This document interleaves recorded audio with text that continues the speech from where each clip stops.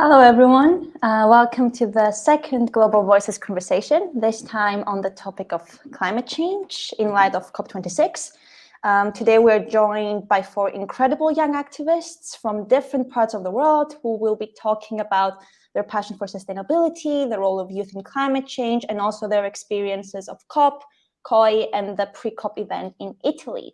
My name is Andri, and I will be one of your hosts for today.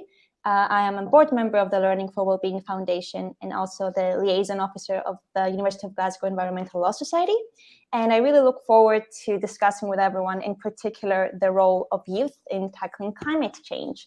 Now, we have two more lovely hosts for today, Aksa and Aitan. So Aitan, you want to introduce yourself? Hi, I'm Aitan. I'm the education convener for the Glasgow University Environmental Law Society, and I'm very interested in seeing governmental measures in response to climate change issues, and I'm very excited for today's meeting. Thank you, Aitan. My name's Aksa, and I'm Scottish Pakistani, and I'm based here in Glasgow. I'm also, like Andrew, a board member for the Learning for Wellbeing Foundation, and I'm really excited to see where this conversation goes today in light of the COP26 events happening here in my city. And I'm going to pass it on to the panelists, who will now introduce themselves. So we'll start with Selma. Hi, everyone. So my name is Salma Vincent. I apologize for the background. I'm at COP26 right now. It's kind of been hard to find somewhere quiet. But I'm part of Youth for Climate Luxembourg. I'm also an environmental association at my school, which is Sciences Po in Paris in France. And finally, I'm also a member of Young Girls Loss and Damage Working Group.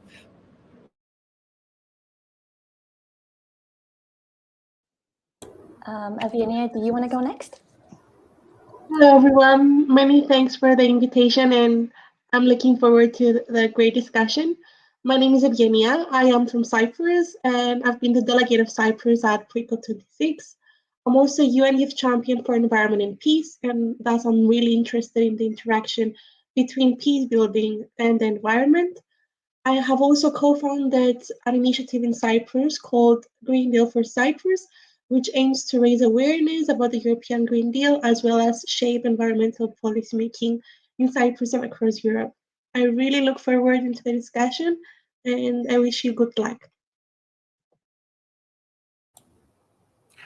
Hi everybody, my name is Gilberto Sacacinda.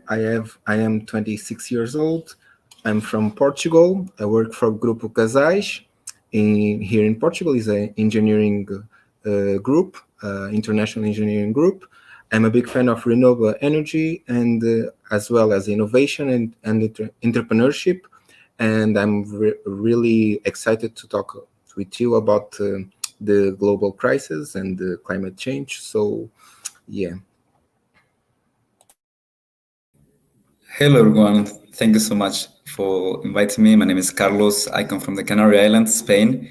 And I study biology at the University of Bristol, and I represent the university at its highest level within sustainability. I'm the chair of the Sustainability Network, as well as the president of the Bristol University's sustainability team. So my work goes all around sustainability, really focusing a lot on education for sustainable development, because I believe that we have to start with educating the future leaders that we have, the decision making and the policy making on their hands. But we do all sort of stuff, and I'm also the coordinator, one of the two coordinators for Spain at COI16, which has ended last week. I will talk about that later. Thank you. And nice to meet you.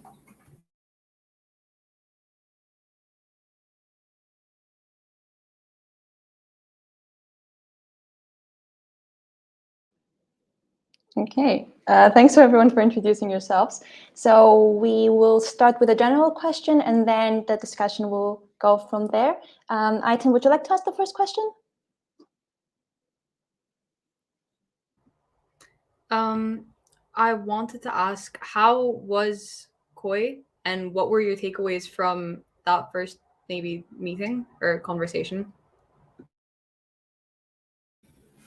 Yeah, I can go for that one. As I was mentioning earlier, COI 16 was an incredible experience. I was actually surprised. It went beyond my expectations, I would say. And honestly, I enjoyed better than COP26. So far, COI 16 has been better. So we learned a lot from different speakers, different panelists, and incredible, leaders. And we got the chance to meet and hear from directly from, Alok Sharma, for example, the president of COP26, or Patricia Espinosa or Antonio Gutierrez. That was exciting. But especially the main takeaways, in my opinion, was the network. We were hanging out and meeting. I like to refer to these people as my equivalent of other countries. Like I was with my equivalent from Chile, my equivalent from the US, my equivalent from Nigeria, and they were all incredible. So we are creating synergies, and we've even started planning some projects in collaboration with different organizations. For example, as I was talking about education for sustainable development, this representative from Chile is in something, well, has already done something similar in Chile. So it would be great to see how we can embed that into our system in the UK. So yeah, amazing experience. Great. And I guess related to that, Evgenia, Selma, Gilberto, do you guys want to talk to us a bit about your experience of the pre-COP event and also maybe what your highlights have been so far?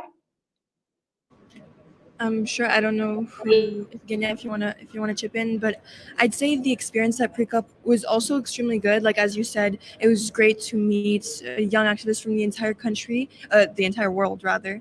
But unfortunately, I think what my main takeaway was, while we came up with extremely concrete and extremely transparent and I'd say effective measures, we don't really know how they're going to be put into place here at COP26. That's in fact a question that we asked at the end to like the presidents of the pre-COP, and he didn't really know how to answer. So like the last day at the ministerial meeting where youth was basically confronting the ministers from the entire world. So we had the Minister of Environment from Brazil, from South Korea, basically just all over. They weren't really listening to what a lot of the really important and heart-wrenching stories that people from the global south, for instance, were telling them about. And instead, they were kind of just giving us a laundry list of what they had already, quote unquote, accomplished. So that kind of felt counterproductive and like we weren't really being listened to. So tomorrow, actually, at COP26, there's going to be a conversation with delegates from the pre-COP who are here, and I believe some members of the delegations to see how far they've been able to listen to our pledges and our demands. So that'll be interesting to see how it pans out. But so far, not so much listening and openness from the delegations and the adults. Yeah, as Selma said, and very correctly, in the pre-COP, at the Out for Climate event, they are all of the ministers in the last day were talking about how they are going to finance the energy transition to green energy and to face the climate change, but we weren't talking about the most important, that is the education. So everybody was talking about climate education, but we don't even in the poorest countries, we don't have the basic education. So it's something that you can't start to make a house without the foundation. So before we talk about climate education, we need to talk about education at first place. I'm Portuguese, but my parents are from Angola, a poor country, and I always look forward to see the both ways of the both ways, or the both sides of the coin, if I can say like this, because we are talking about two different worlds, and I think that the majority of the people that were in the conference and that are in this at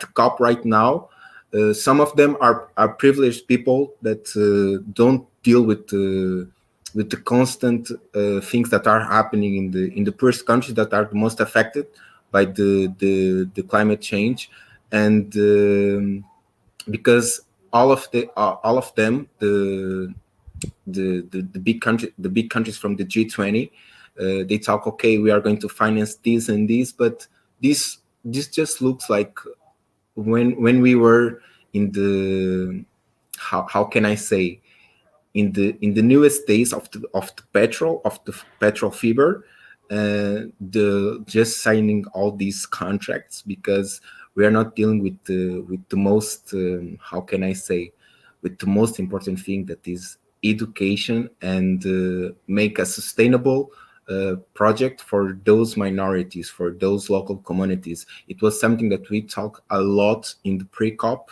at the Out for Climate event, about minorities and the local communities, because are the most vulnerable and the most affected about this.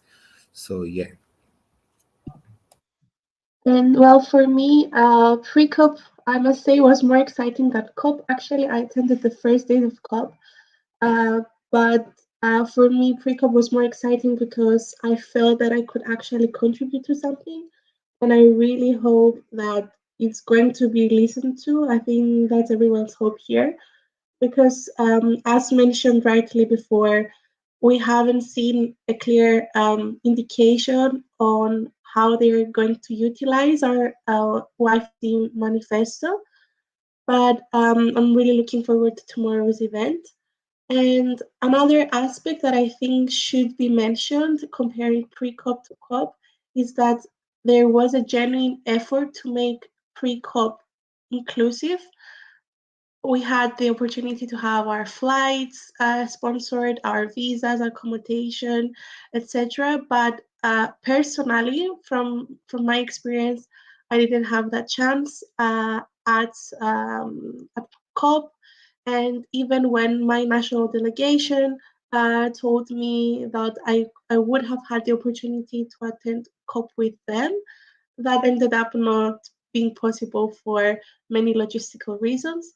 So on the one hand, I think pre-COP was more inclusive than COP, and of course it wasn't perfect, and so much more can be improved for future pre-COPs. But that's just my personal insight and thoughts. Great. Thank you all for your feedback, and thank you and hello to the audience that's watching us. We've had some great comments come in, so keep them coming. We really love listening to your thoughts. The one comment we had, which relates to basically what all of you said, is this idea that young people, were not truly heard and acknowledged. So to start off our discussion, or to continue it, what do you think needs to be done to have young people being heard? How can we enable that to happen? And do you think we're on the right track, or do you think we need really drastic change for that? And whoever wants to jump in. Yeah, I can jump in 100%. That's a great question, because I think that so far we've done great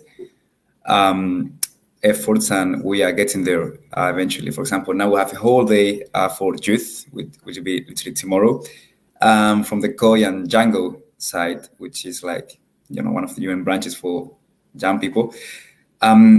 We've drafted a youth statement, which was presented to, again, like the president of COP in person, and to Patricia Espinosa. So they were supposed to really carefully and consider our opinions. So we were covering, they took insights from 40,000 people around the world, from I don't know how many countries. So it's quite a holistic and inclusive statement in theory. So, topics like the ones you mentioned earlier, guys, range from climate justice and rights to gender, to climate finance, which is a big one, to action for climate empowerment and education, and so on. So for this COP, we've had way more recognition. And again, the COP16 was this time endorsed by the UNFCCC and the COP26. And now we're seeing more young people. However, I believe that we don't have the empowerment we need yet, because when it comes to policymaking, we don't have that representation. We can suggest, we can hand in our youth statement, but we cannot make those decisions. And at the end of the day, young people, contribute to most of the population, and especially the decisions that we make today will affect our future, literally our future for young people. So we should be able to have a bigger chunk of that decision making. So yeah, and in terms of representation, I think that we should be able to have some more representation in the boards of decision making within COP and in our governments. I would say, yeah. I completely agree. Like, I feel the issue sometimes with politicians, and I speak just from a Luxembourgish perspective as well, is that we're often used for youth washing in a way. And I've been in this movement since I was 16, and I'm 19 now, and it kind of has been a constant. So, for instance, our prime minister would invite us, and we'd have conversations with him, and it'd be very fun. We'd take pictures, and then nothing would happen. So what has been kind of done, and what we've really tried to do with youth climate on a national level, but also I'm speaking from a place of privilege here because Luxembourg is a tiny country and we're allowed to have quite easy access to our leaders. So what we do is kind of consultancy. We will have regular meetings trying to keep up. So we kind of give our demands, and then our prime minister or a minister of the environment kind of tries to keep up with that, and tries to hear us out. So that's the most what we're doing on a national level. But to me, it's already quite a significant way to embed youth voices in the national decision-making process. So it's really a start. So if that could be done kind of in most countries, but I've heard a lot from my colleagues of the Global South that that's just not an option for a lot of them. They just live in regimes and political systems where you're not heard, period. So maybe that's a bit of an idealistic way, but if there was a way, maybe, and that's kind of what we came up with, Evgenia and Gilberto, maybe you can talk more about that, but that was one of our key messages for the working group on youth driving ambition, is to really have youth embedded in every decision-making process, not only on the national level, as I was talking about, but also on the multilateral one and the community one. So Evgenia, if you want to maybe elaborate on that. Sure. I was part of the multilateral group on youth driving ambition. And just from what Selma has just said, I identified two key issues in terms of youth participation. First, in countries where there is no structure for the youth to have a voice. So unlike what happened in Luxembourg, the youth doesn't even have the ability to go to speak to politicians, to prime ministers, to presidents, and not even are they not able to speak, but their voices are silenced. And we have seen that a lot in pre-COP, and people expressing their thoughts on this. And also the second problem that I identify is what Salma said about youth washing. So it's just pretending that we are including young people just to take some pictures, and then that's the end of the story. So what we really proposed at the Youth Driving Ambition group is that we need meaningful youth participation, not just youth participation, and that that participation needs to be inclusive. So it's really a challenge to ensure that all those voices are part of the decision making, but it's really crucial that they are. So my thought is that first, we need to ensure structural changes that will allow young people to be part of decision making, and we need to demand that from our policymakers, our leaders, and then after we ensure that this is in place, we need to meaningfully engage ourselves and contribute into decisions.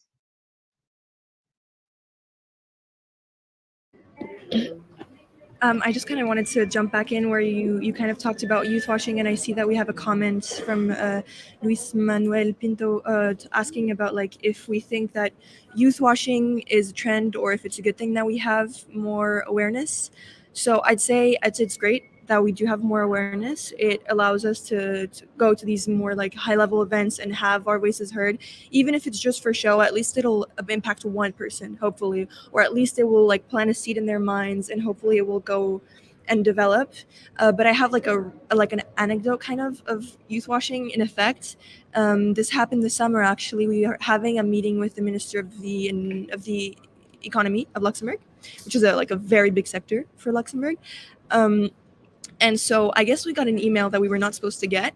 It was an internal email that we received, and basically it was their communications director saying to the minister, yes, please don't forget to take a picture with them. It'll be great for our next election, but it's not so important that you write down their demands.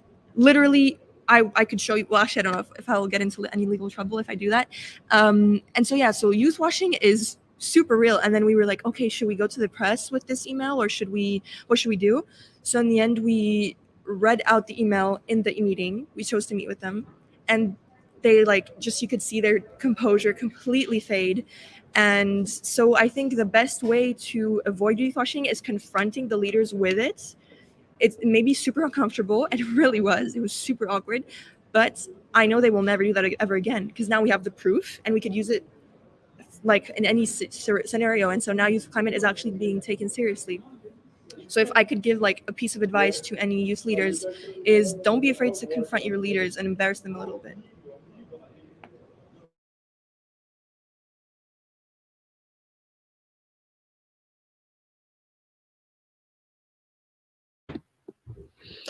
No, Salma, I can't believe that even happened. I don't know what I would do in that situation, because you're right, it's super awkward, but it's a huge point to make about youth washing and tokenism and how people use the youth as a sort of publicity stunt. These are all valid scenarios that I think most of us have been in, and it doesn't have to be just about climate change. I'm sure we've all been in that situation when it comes to all sorts, like education, and other areas, and even in your own workplaces.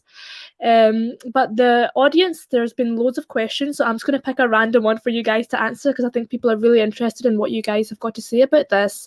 I think Stella's asked a question here. What are the barriers that people in conflicted nations face in tackling climate change? What can be done to increase collaboration and awareness between people from conflicting zones? How can this collaboration contribute to the minimization of the gap between conflicting populations? Thank you, Selma. Thank you, Stella, too, for that question. I could go first, I guess. That was a lot of questions in one question, but it was a really good one. I'll try to respond based on my experience. So, as some of you might know, I'm from Cyprus. We just divided into parts. It's still under occupation by Turkey, and actually not many people know about this. But I do not wish to get into the politics of the Cyprus problem. Just when it comes to environmental protection, I can share my thoughts. Actually, last evening, I met with the United Nations Secretary General's Special Representative in Cyprus, Ms. Elizabeth Spehar, and we were all brainstorming on how we can create this common vision for environmental protection in Cyprus while maintaining peace. Well, what the UN did in Cyprus was really smart, because they created this UN Youth Champions for Environment and Peace program. And essentially, they brought people from both conflicted communities together to work on environmental peace building. So the idea is that we have a common threat, which is the climate crisis. So let's work together to do something about it, because the birds are not going to see the barriers, or the green zones are going to fly. The air quality is going to be the same across the island. We're such a small island. The seas are common. So let's work together to do something about this. It is true that when politics intervenes in any matter, even if it's just any soft matter, it cripples down a lot of the plans. We can see that many activists in Cyprus from all communities have been advocating for the halting of natural gas exploration. And even natural gas is becoming a security issue just because it's becoming a geopolitical matter now.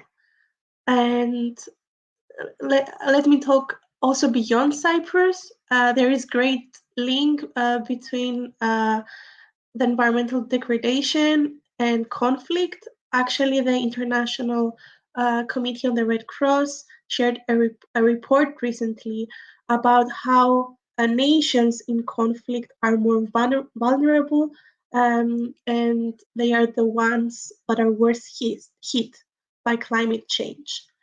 And in fact, they are less able to adapt, less able to mitigate just because of the problems that they are already facing. So I think I can talk about this matter for hours, but I won't keep talking. I'd love to hear more from other delegates as well. Maybe you have some experiences from your countries as well, or maybe you can share your thoughts about using the environment as a tool for cooperation, not just international cooperation, but also in conflicted zones.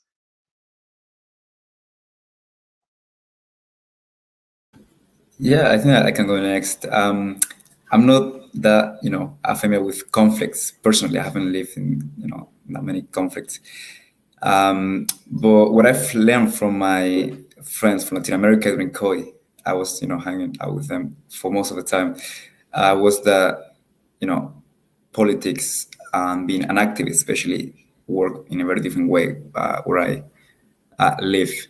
So in some countries such as Bolivia, for example, or Colombia, being an activist or being against the government is very much punished. You have that freedom of speech, freedom of voice. It's way harder. So, you take risk. For example, this great activist, he's 12 years old, Francisco Activista. He's making a big difference on people's mind with his age. And he's been, like people are saying that they will kill him, and he's been like in some sort of degree of risk. He's been on the news, and he's just 12 years old.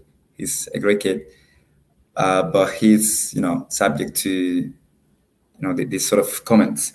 So what I've learned is that the sharing of good practice among different communities. For example, the ones in Venezuela doing this, and the ones in Chile doing that, and sharing what works better and what doesn't seems to be quite useful. But especially as you were saying, Eugenia, international collaboration, maybe led by an international organization like the UN, contributing to Sustainable Development Goal number 16, which is about peace and justice, is key, because you might share good practice between your fellow activist friends from other young friends from other countries, but the politics are still there and the dictatorships are still there.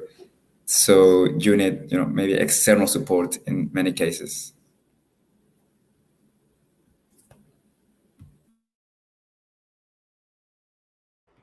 Thank you so much, Carlos. We have another question from Arshad, and he says, hearing about the differences in your respective countries on how youth voices are heard in governing structures and whether youth voices is taken forwards is very insightful.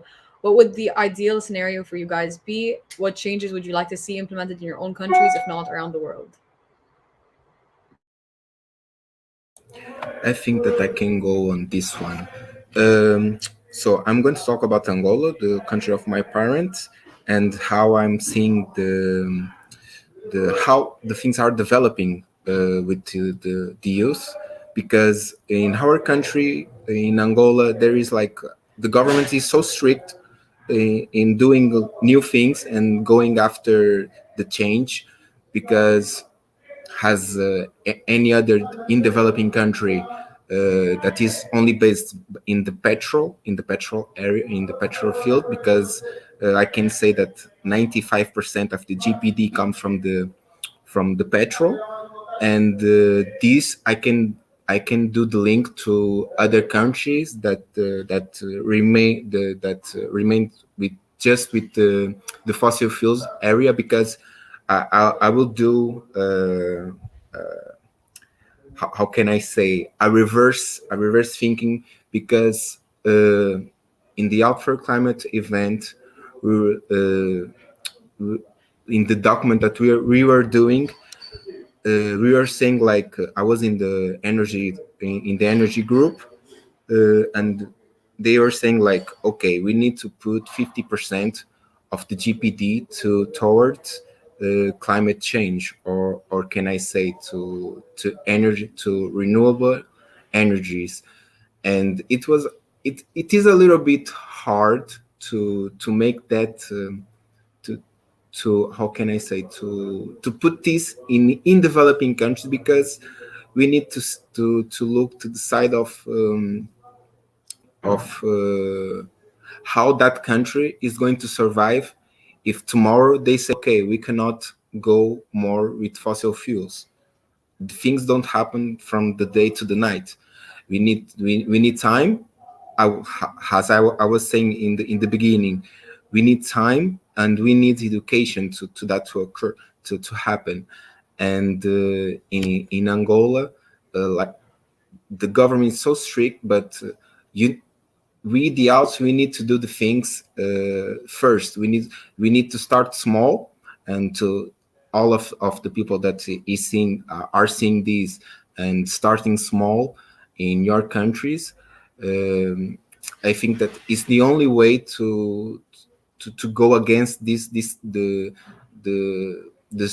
strict thing of the governments not listening the outs, not listening the ones that are trying to make it different. Because when you are so, how can I say, when you do the things for so long in just one way, it's very difficult to you to change it.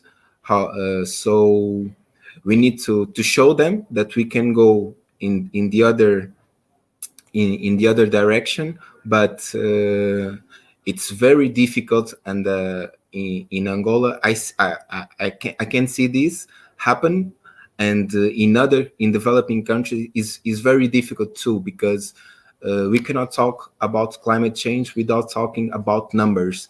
We had how can I say, a little conflict in the energy transition group at the Out for Climate, and it was like the people from the Arabian countries that were saying that we need to go renewable with about the gas. We need to use gas to go to the transition, and the people from Trinidad and Tobago, from Argentina, from countries that are not using the gas as a way of getting energy and getting, how can I say, financial support. We're saying no.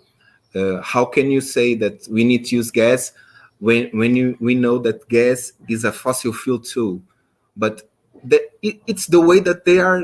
It's the journey that they are taking. It's the road that they are taking. It's the least resistance road that they are taking, and we cannot make other country go in the same way.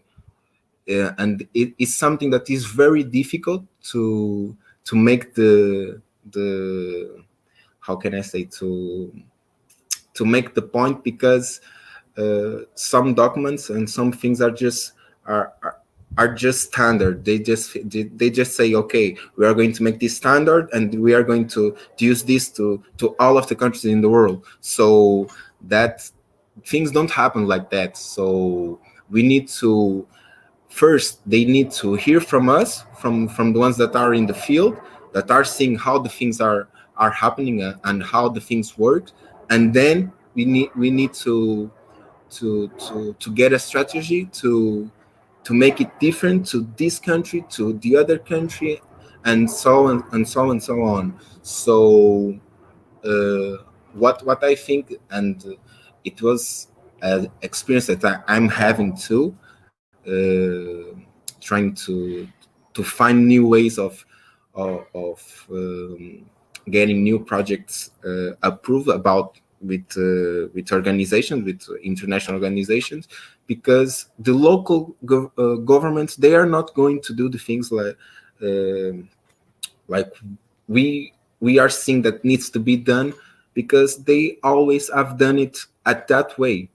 It's just how it works. Is, as Selma was saying, is like the washing that they they give us to us. So they make us go to these events. Okay, all the artists is reunited, are talking about climate change, are talking about reaching 1.5 degrees, not going more than that. But at the end, they are always going to do it at their way. And it's something like, okay, it's just so stressful, but we need to just keep striving, keep working, keep doing our part. Every single one of us needs to do his part, and just keep going. So yeah.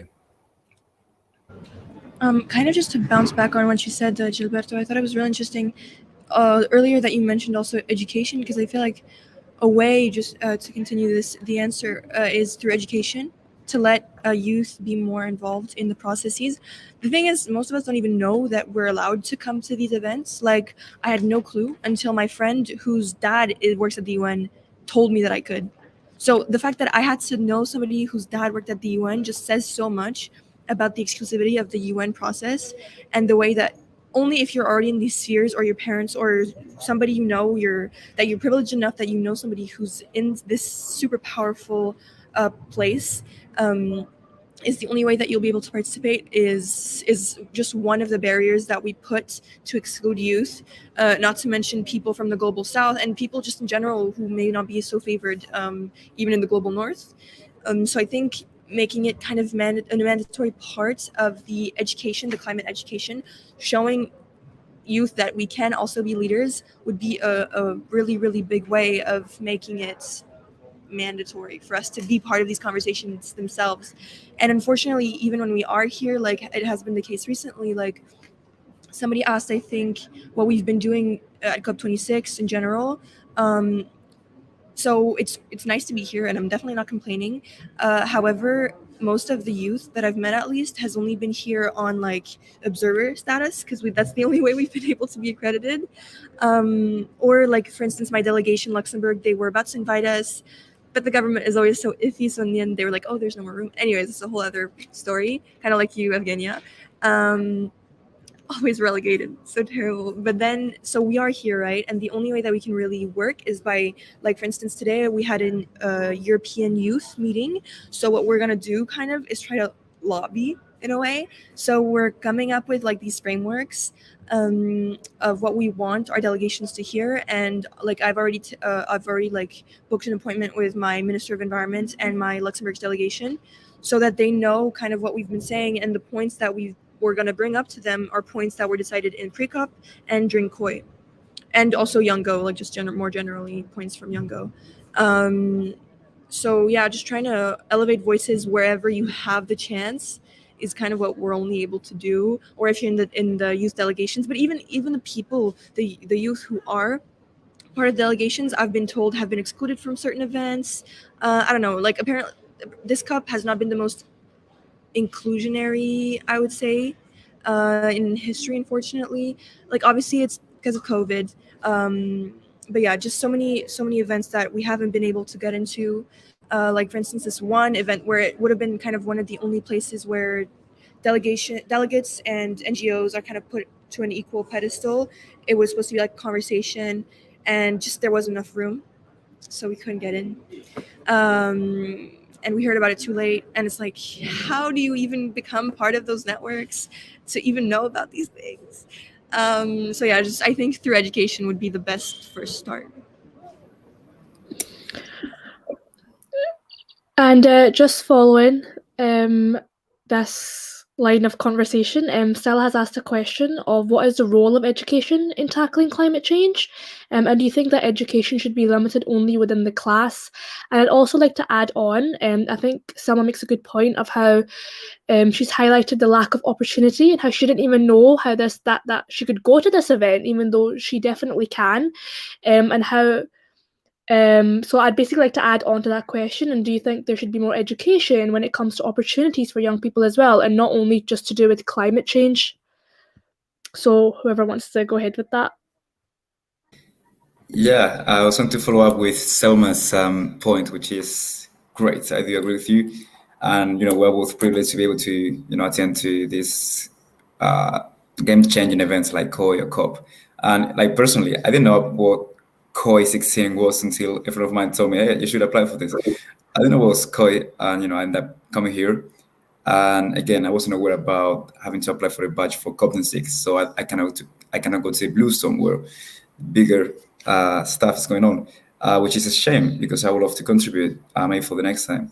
I was because I'm doing like interviews by myself as well. I was interviewing the director of Doctors Without Borders. I think that's the good translation.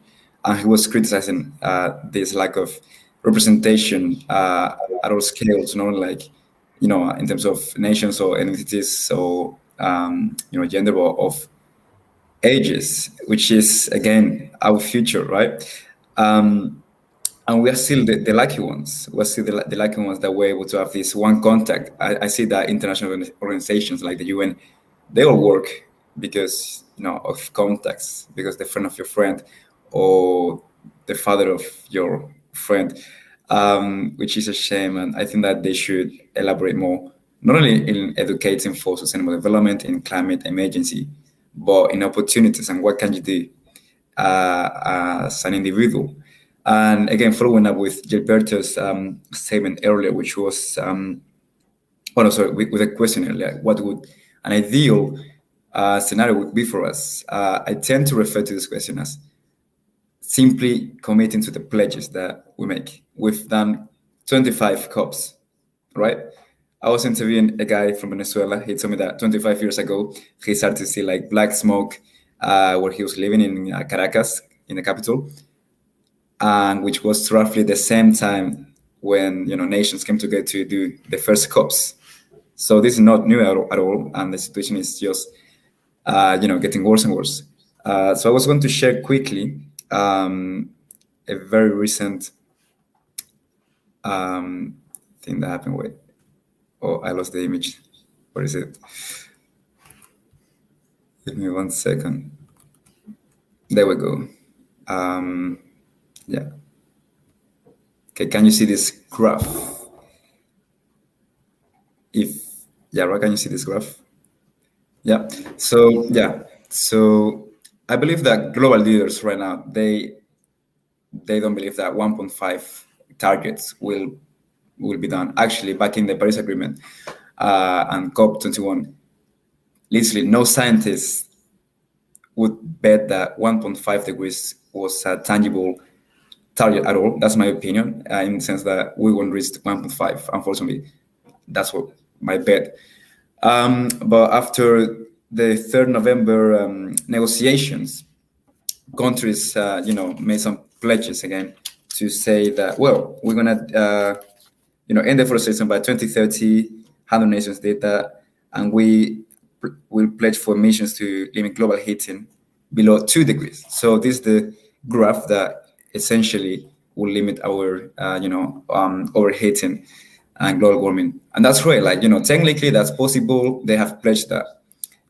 But the thing is that when every single COP finishes and, global leaders come back to their own countries, nothing happens. We also saw the climate finance pledges back in the day, $100 billion for developing countries so they can, develop sustainably. Developed countries have had 200 years to emit their own CO2 equivalent emissions.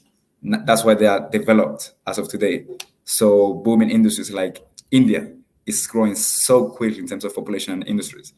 They need funding if we want for them to, mitigate the carbon emissions, because they will grow. So what happened to this pledge of $100 billion. They didn't even reach, I don't know if they reach even $20 billion a year, which is hilarious. Like, how on earth are you going to, make that happen? So my one answer would be that instead of, having like ideal scenarios, we have the ideal scenarios. We have to commit to that. And maybe a good way to accomplish this is through education, so that people can, hold accountable to those that don't commit to what they say. And yeah, elevate the young voices, which I've learned after Koi and COP, which is the most powerful tool that we have. To be fair, these are my last springs of hope. I have Amazing. a comment to make, if that's okay. First, like on opportunities, a funny story. I found out about pre-COP through a tweet that the British High Commission did. They tagged me on the tweet. That's how I found out. Otherwise, Sorry, yeah. when I interrupt you, I didn't even know that there was a pre-COP. I would have gone to Milan if I wanted, but if I could, and I realized when it was too late. So there are some examples. Sorry, carry on, please. So yes, I definitely echo what Selma said about the need for opportunities, and not just education in terms of like the traditional understanding of education in the classroom, but also non-formal education, and like creating these networks that raise awareness about these opportunities available. Just an example, a very small example that I did. I created this Facebook group with friends and people that I randomly meet, maybe at conferences or friends of friends. And whenever I see an opportunity, I post it there. So, like, I have a group of more than 70 people that I randomly met. And whenever I see something, I just post it. And also, like, if you're part of NGOs, I think a really good idea, something we have implemented in the NGO I have been working at, is like having a members corner, which is separate to all other events that you organize, and you just post opportunities there. So, like, not only for the people that are here, but maybe for the audience that is listening, if you're part of any initiatives, like, this is a suggestion, something you could do. And yes, also on what Carla said about climate finance, and how the developed nations should help the developing countries. I find a hypocrisy there in that. I mean, obviously it's nice, and there needs to be support from developed nations to developing countries, but at the same time, you cannot be funding a developing country to aid like its attempts to fight climate change, but at the same time go and build a factory there.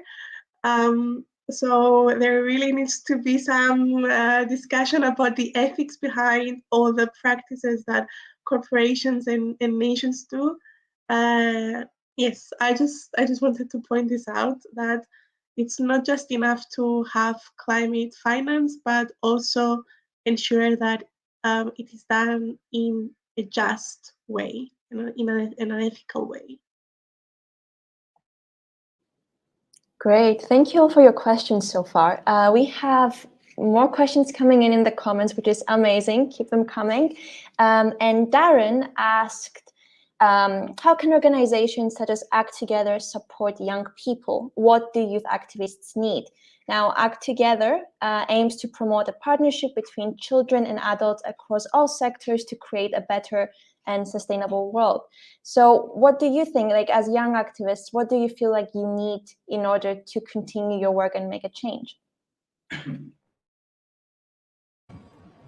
If I could, I really love this question, because just the fact that you exist alone is a huge thing. Like, I know, for instance, Youth for Climate were new-ish. Now we're more established, but at the very beginning, we kind of struggled to be just taken seriously because we were like kids and we were minors, and there was no real need for us to be listened to. So what the larger and more established organizations run by adults who like know about finance and know about the law and who have more resources, what they did is that they would just help us with any questions that we had. So like for instance, we didn't have like a bank account and we didn't know how that even worked. So a really cool organization called Frères des Hommes, which is like Brothers of Men, basically just gave us their bank account information, and then when we needed money for like funding of different projects or strikes, we needed materials, that would go into theirs, and that was so much easier for us to then retrieve and be taken seriously by our partners and politicians in the media, to have like real banners, real setups, and just make our events bigger, brighter, and more attention, more like attention bringing. So that was huge. So if you could just also, another thing is with Greenpeace. We work a lot with Greenpeace Luxembourg. So whenever we have like a legal question, we're like, are we going to be sued if we say this? There'll be like yes or no. And that is just the biggest help ever. So just if you can reach out to other youth-led organizations, or just listen to your youth that you already have in your organizations for, yeah, more practical. It seems a bit like not the smartest thing ever, but it's so small. You're just giving the tools to those who need it to amplify their voice, because ultimately they can do the speaking themselves. We often tend to think that because maybe they're younger, they don't know what they're saying. I think the past 3 years have showed otherwise. Yeah, we just need the resources, and you definitely have that. So working together is the best, and also obviously doing like actions together. So with youth, with a lot of our strikes, we kind of build on their network of activists that they already had. So we had like this whole coalition in Luxembourg of all the environmental NGOs, and that was just so useful because we had their crowds that they knew how to mobilize, plus ours, which was like arguably just bigger because we were more social media savvy. So the cooperation can go both ways as well. From my side, I will definitely focus on creating these spaces, just as you are doing right now. Having these conversations with people from around the world. I really believe that that's the way to go, creating networks and spaces in which we can share our thoughts, good practice, our experiences. We have all been through different experiences and different projects, and we have our own ideas and vision and our background. So it's important, and if not crucial, that we share all of this together, whether it's an event, a workshop, a group chat, stuff like that. So that resonates a lot with education, because we're not necessarily the most experienced individuals as young people, and that's just a matter of time. Creating toolkits, empowering people, even translating or facilitating information that can sometimes be a bit daunting to understand. Like the IPCC is great, we need to know that, but the language that is written is literally non-accessible to so many people. When I read that, it took me like ages to read the whole report, and it's so long.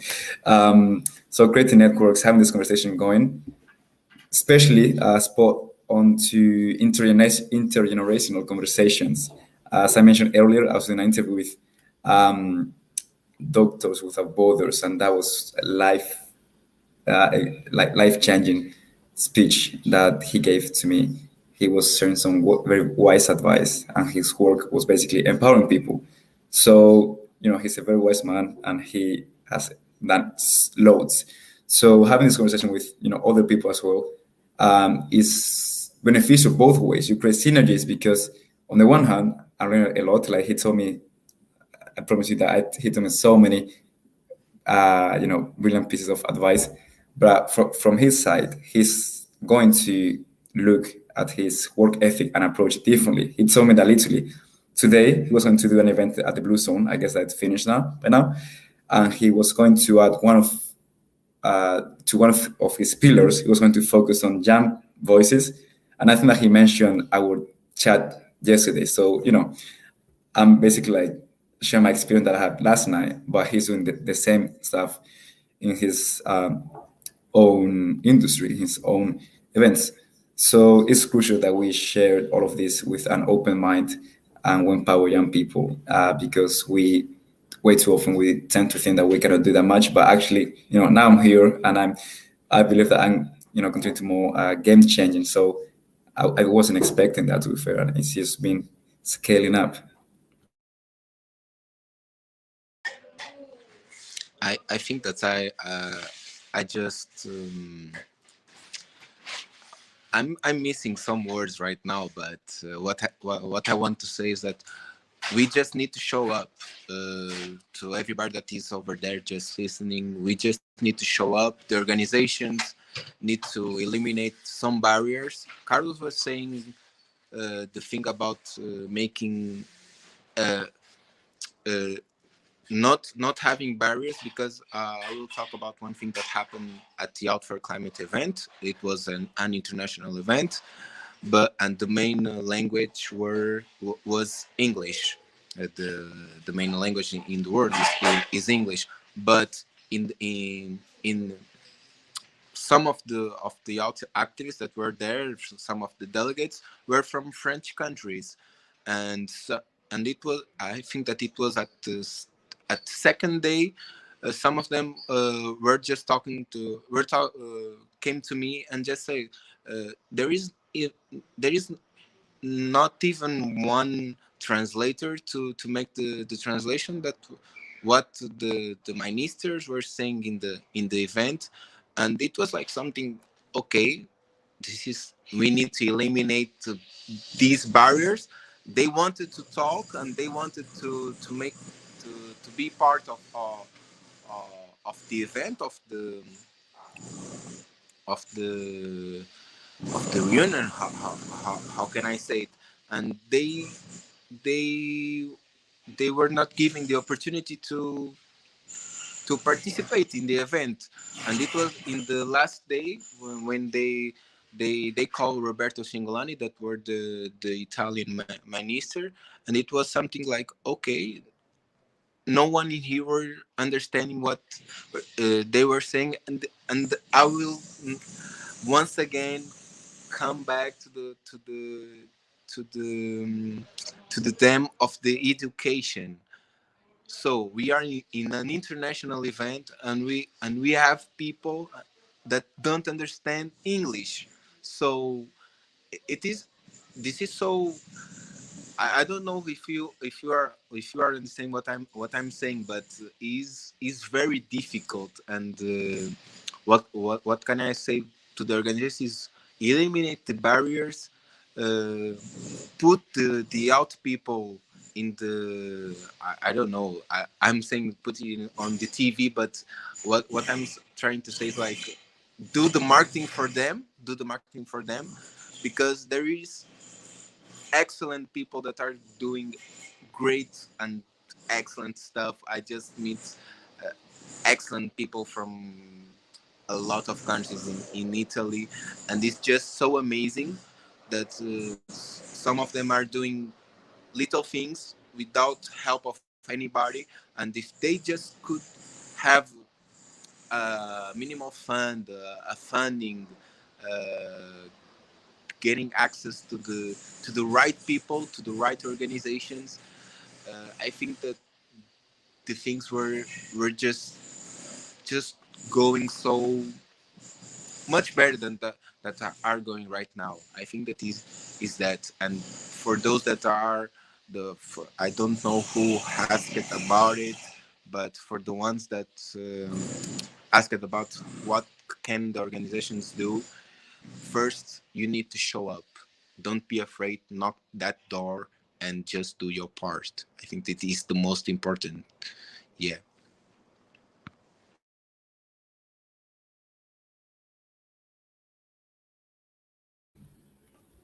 That was a great piece of advice as well, Gilberto.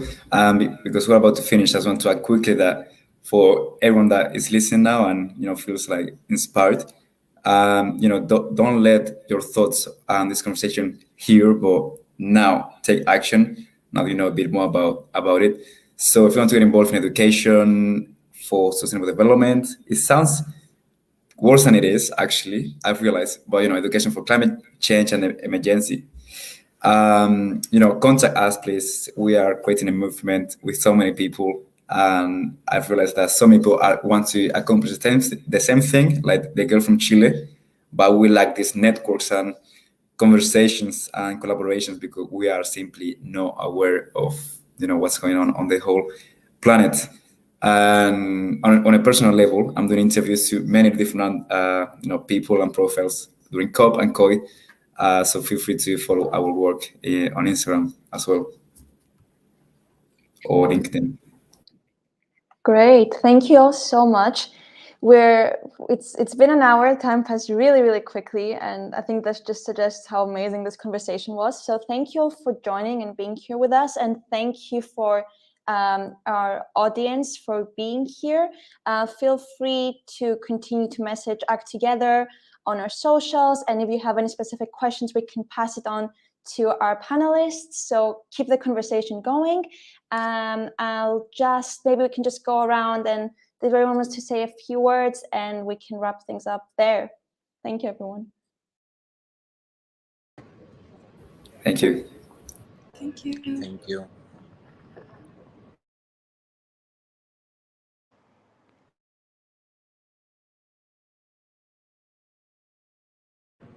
Wait, do you want us to say a few closing words? Each? If there's anything you want to say, or Oh, we okay, just okay. want to One last thing then. So tomorrow at 11 there's gonna be the youth strike. So please come to that if you're in Glasgow. And then there's another one also on Saturday at 2. Because that is where, in my opinion, the youth can express itself best and without barriers and without anybody kind of trying to use ours for their agenda. So yeah. Yeah, guys, tomorrow is the big day. It's now or never. So yeah, please join if you can, or any events that you see around, and connect with people. And again, if you're interested in education, or just contact us. But yeah, please join tomorrow if you can. It will be a game changer, I would say. Let's go. Also, feel free to reach out to us if you need inspiration, tips, or anything at all. If you'd like to hear more about what we do, how we can help you out, and we're here to help each other. And it's really important that we inspire each other, let's say, to take action, and we support each other to move forward. So thank you again to the organizers for hosting this. It really felt really quick. I enjoyed it so much personally.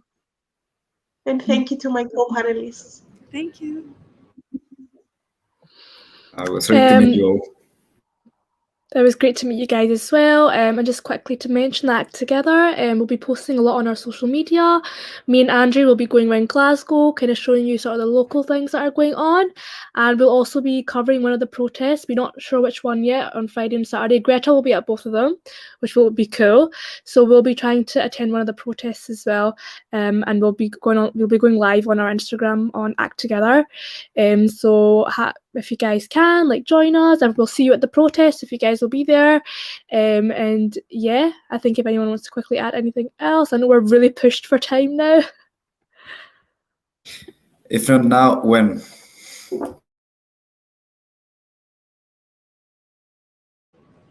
Exactly.